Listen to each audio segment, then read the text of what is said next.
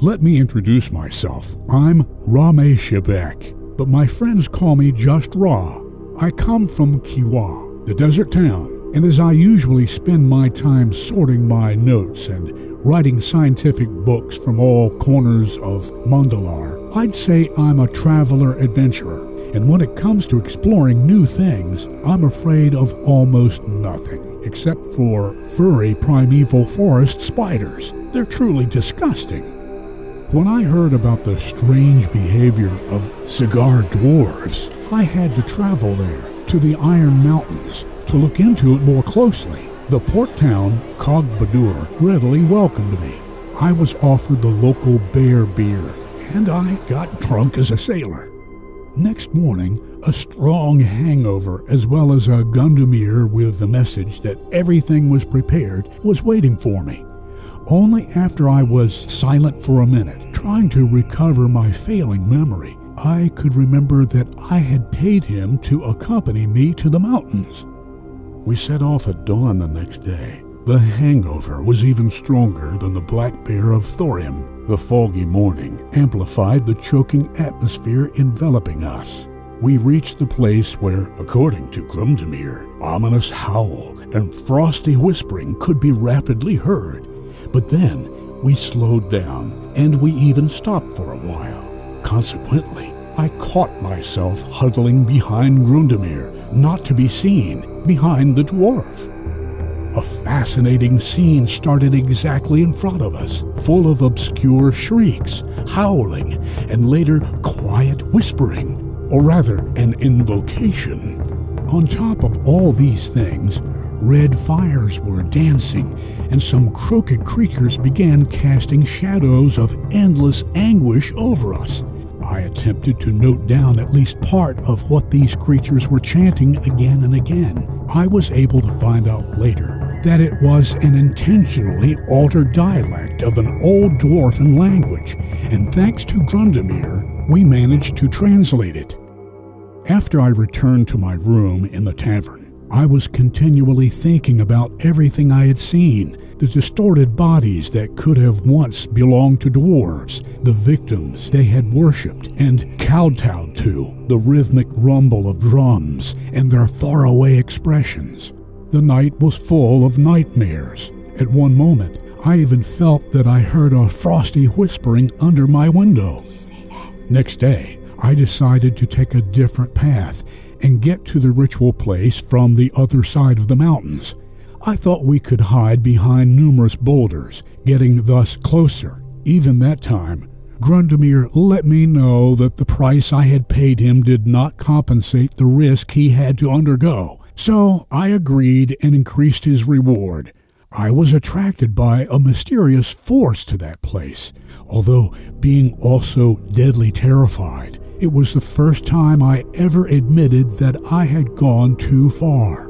The way through the other side of the mountains was a bit longer, and when we reached the place, it was late afternoon. The sun was almost behind the skyline, and the realization that we had to go back in complete darkness didn't help us at all. In spite of it, or because of it, we continued further and hid behind a cracked boulder that provided us as much protection as much as great view. The ritual had already reached its full force when the wind turned over, blowing away from us. However, it did not seem like the creatures had a good sense of smell, or they did not let us know it, at least. Approximately 1 hour later, the drums calmed down and the creatures set out together towards the mountains, towing their pickaxes, which must have been used for excavating tunnels, behind. This was exactly the moment I had been waiting for. The sun had already set a long time ago, but the surrounding fires were still going down in the deepening darkness.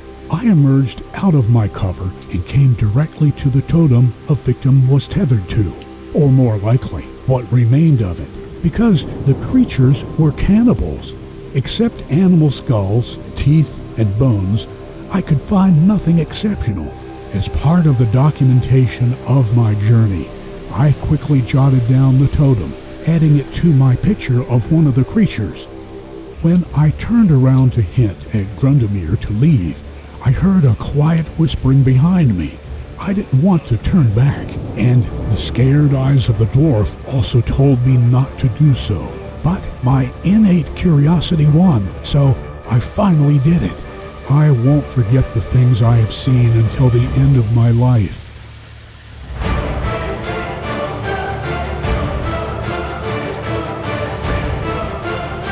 It's hard to describe in our language what exactly I've seen.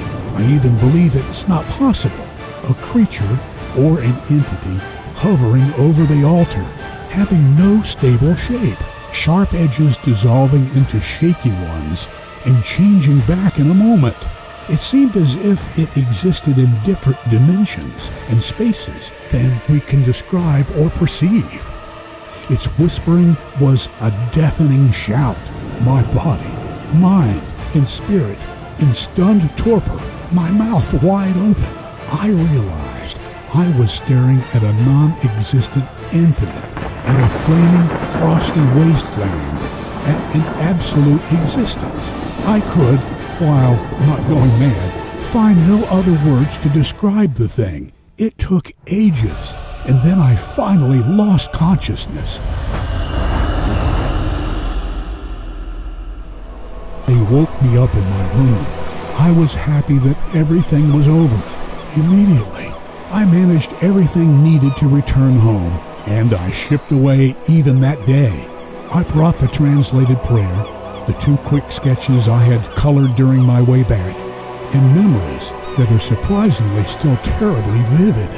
I called the creatures Mordocs, which means worshippers, but more likely meaning fanatics. According to later news, what the thing they had worshipped should have been was no one other than Arkoth, the dragon god himself. A proud, strong, and fearless dragon. But I know that name has been taken by a creature which will scare me in my dreams for a really long time.